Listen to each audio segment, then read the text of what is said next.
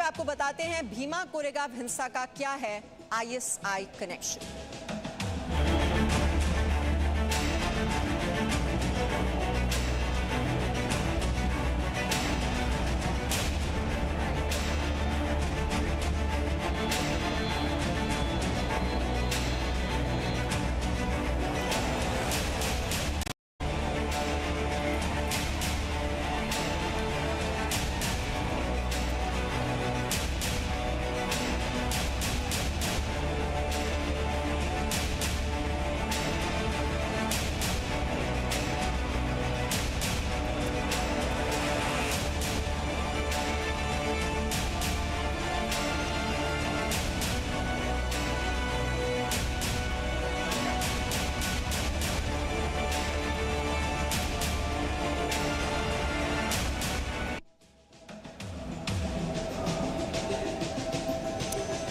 तो भीमा कोरेगांव मामले में आपको बता दें एनआईए की जांच में बड़ा खुलासा हुआ है। भीमा कोरेगांव में हुई हिंसा अचानक नहीं हुई थी, बल्कि इसके पीछे सोची समझी साजिश थी। सूत्रों के मुताबिक एनआईए ने जो चार्जशीट दाखिल की है उसमें कहा गया है कि भीमा कोरेगांव की साजिश रचने वालों का मकसद बहुत खतरनाक था।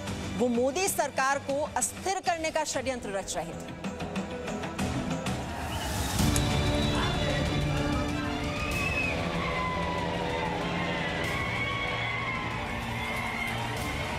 ये तस्वीरें भीमा कोरेगांव हिंसा की हैं।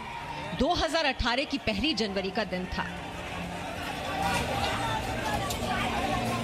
उस साल महाराष्ट्र के भीमा कोरेगांव में जबरदस्त हंगामा मचा। साजिश के पत्थर चले, हिंसा की लपटें उठी और उनमें भीमा कोरेगांव का अमन चैन जल गया। और अब करीब 2 साल 10 महीने बाद भीमा कोरेगांव मामले में बड़ा खुलासा हुआ है। एनआईए की चार्जशीट में भीमा कोरेगांव हिंसा के पीछे बड़ी साजिश का खुलासा हुआ है। भीमा कोरेगांव में हिंसा के पीछे देशद्रोह का ऐसा षड्यंत्र था जिसके तार पाकिस्तान से जुड़ते हैं। एनआईए की जांच के मुताबिक भीमा कोरेगांव में हिंसा अचानक नहीं हुई, इसके पीछे सोची समझी साजिश थी। भीमा कोरेगांव में हिंसा का षड्यंत्र रचने वालों का मकसद मोदी सरकार को अस्थिर करना था और इसके लिए दलित और मुस्लिम समुदाय को सरकार के खिलाफ भड़काकर हिंसा के लिए तैयार करने का मंसूबा बनाया जा रहा था। आपके लिए ये जानना जरूरी है कि भीमा कोरेगांव हिंसा की साजिश में सिर्फ नक्सलियों और माओवादियों के समर्थकों की भूमिका नहीं थी। इनका कनेक्शन कश्मीर से लेकर पाकिस्तान तक था।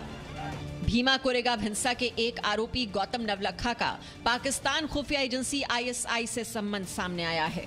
एनआईए की चार्जशीट में भीमा कोरेगांव मामले की आरोपी रोना विल्सन के पास से मिले दस्तावेज की चर्चा है, जिसमें देश की सरकार को फासिस्ट करार देकर उससे लड़ने की अपील की गई है। इसमें कहा गया है कि तमिलनाडु, केरल, गुजरात और महाराष्ट्र जैसे राज्यों में ऐसे दलित और मुस्लिम संगठन खड़े हो रहे हैं जो अपने सदस्यों को चरमपंथी ट्रेनिंग दे रहे हैं। इनके सहारे सरकार को चुनौती देने की बात पत्र में कही गई है। मनीष शुक्ला के साथ ब्यूरो रिपोर्ट, जी मीडिया, दिल्ली। और ज्यादा डिटेल्स के लिए रुक करेंगे हमारे सहयोगी मनीष शुक्ला इस वक्त हमारे साथ जुड़े हुए हैं। मनीष शुक्ला, यानी कि जो कुछ हुआ भीमा कोरेगांव में अचानक नहीं हुआ, सोची समझी साजिश थी। गौतम नवलखा के कनेक्शन जुड़ रहा है आईएसआई के साथ, कश्मीर के साथ। ये कैसे सब कुछ किया गया, कितनी सोची समझे तरीके से इसको अंजाम दिया गया, क्या डिटेल्स?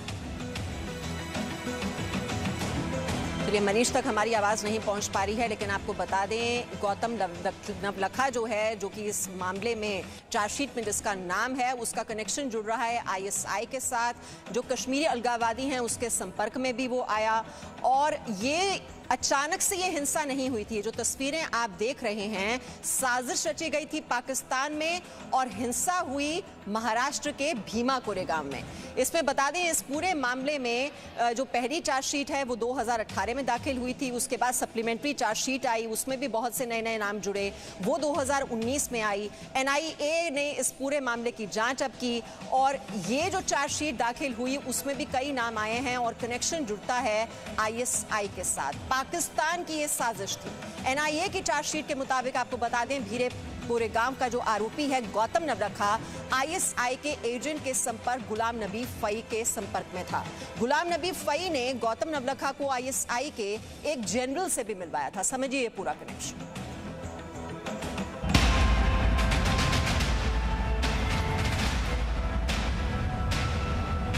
भीमा कोरेगांव के एक आरोपी गौतम नवलखा को लेकर एनआईए की चार्जशीट से जो खुलासे हुए हैं वो चौंकाने वाले हैं।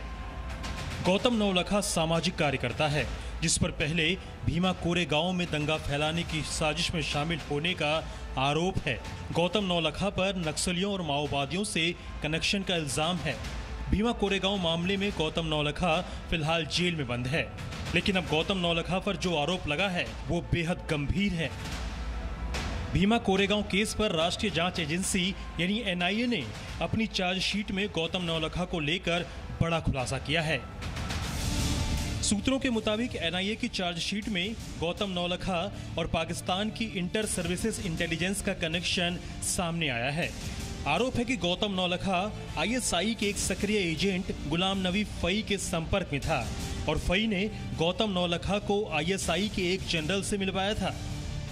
अब आप आईएसआई एजेंट गुलाम नबी फई और गौतम नवलखा के कनेक्शन को समझिए, जिसका जिक्र एनआईए की चार्जशीट में है।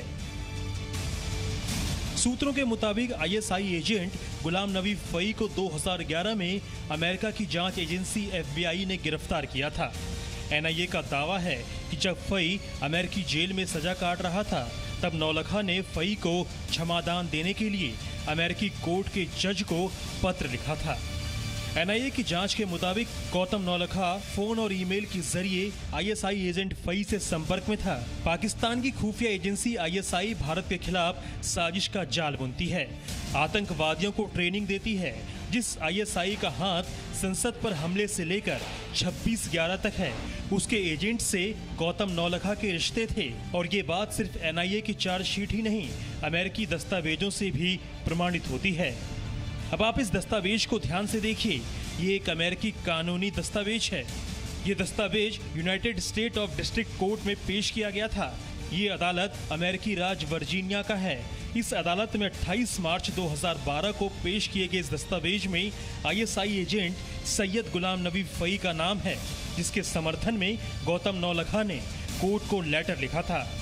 कोर्ट में पेश किए गए इस दस्तावेज में गौतम नवलखा का भी नाम है। एनआईए की चार्जशीट के मुताबिक गौतम नवलखा ने 3 बार अमेरिका का दौरा किया। सूत्रों के मुताबिक अमेरिकी यात्रा के दौरान गौतम नवलखा कश्मीरी अलगाववादियों के संपर्क में था। ब्यूरो रिपोर्ट, जी मीडिया। और मनीष शुक्ला हमारे साथ इस वक्त जुड़े हुए हैं। मनीष शुक्ला, तो यानी कि जो कुछ हुआ वो संयोग नहीं था, ये प्रयोग था, साजिश थी, और साजिश के तार जो हैं वो जुड़ते हैं पाकिस्तान से। जी बिल्कुल, देखिए एनआईए की चार्जशीट में ये बात सामने आ गई है। पहले भी ये बात कही जाती थी कि क्या आईएसआई के नक्सल से कोई लिंक है कि नहीं, क्योंकि जिस तरीके से नक्सलियों के पास हथियार पहुंच रहा था और कुछ नक्सली जो कई टॉप लीडर्स थे वो कश्मीर का भी उन्होंने दौरा किया था कुछ साल पहले, और तभी से बात सामने आ रही थी। लेकिन अब जिस तरीके से एनआईए ने अपनी चार्जशीट में गौतम नवलखा के बारे में खुलासा किया है कि किस तरीके से वो अमेरिका गया और अमेरिका में आईएसआई के एजेंट गुलाम नबी फई से मिला और उस गुलाम नबी फई ने आईएसआई के जनरल से मिलाया, और कई बार कश्मीर को लेकर के, नक्सल को लेकर के यूएस के अंदर कई कॉन्फ्रेंस कराए गए जिसमें भारत का विरोध किया गया, एंटी इंडिया एक तरीके से सेंटिमेंट क्रिएट करने की कोशिश की गई। तो ये अब एक बात सामने आ रही है कि चूँकि अगर आप देखें जो नक्सल समस्या है वो 10-11 राज्यों में है, और इतने बड़े भारत के राज्य में अगर आईएसआई अपनी पैठ बनाती है और वहाँ पर स्थितियाँ खराब करती है तो भारत को काफ़ी हद तक नुकसान पहुँचाया जा सकता है। ये साजिश रची गई थी। लेकिन सिर्फ अगर हम इसी की बात ना करें, इसके अलावा भी एक बड़ी चौंकाने की बात है कि किस तरीके से एक ग्रुप बनाने की कोशिश की जा रही थी जिसमें दलित और जो मुस्लिम्स हैं उनमें जो एक्सट्रीमिस्ट एलिमेंट्स हैं उनको हथियार देने की साजिश थी, और इसके ज़रिए देश के कुछ हिंदुत्व फोर्सेस पर अटैक कराने की भी प्लानिंग थी, जिसकी वजह से कम्युनल टेंशन होता, दंगे होते। और जो चार्जशीट है उसमें बात मेंशन की गई है कि कई स्टेट में ऑलरेडी ये ग्रुप फॉर्म हो चुके थे। तो ये एक बड़ी साजिश है। हालांकि जब भी एनआईए ने या पहले महाराष्ट्र पुलिस ने कार्रवाई की तो कई जो एक्टिविस्ट हैं, कई इंटेलेक्चुअल्स हैं, वो इन सारे एक्यूज के समर्थन में खड़े होते थे और ये कहते थे कि जो पुलिस है या हमारी जो सिस्टम है उनको अनायास हैरेसमेंट कर रहा है। लेकिन जिस तरीके की चार्जशीट दायर हुई है, जो खुलासे हुए हैं, वो जाहिर तौर पर इशारा करते हैं कि जो दुश्मन देश है और हमारे देश के अंदर जो दुश्मन है वो भारत को डिस्टेबलाइज करने के लिए उन्होंने एक बड़ी प्लानिंग रची हुई थी। जी, तो कुल मिलाकर मनीष, ये पूरी जो योजना थी वो मोदी सरकार को किस तरह से अस्थिर किया जाए, वो थी। और लगातार जिस तरह के यहाँ पर सबूत मिले हैं कि कुछ एविडेंसेस की हथियार भी बाहर से मंगाए जा रहे थे, कुछ आरोपियों के खिलाफ ऐसे सबूत भी मिले हैं, कुछ प्रेस रिलीजेस मिली हैं, यानी कि योजना जो है जैसा बता रहे हैं मुस्लिमों और दलितों को किस तरह से जोड़ा जाए और सरकार के खिलाफ कैसे भड़काया जाए, ये पूरी योजना थी।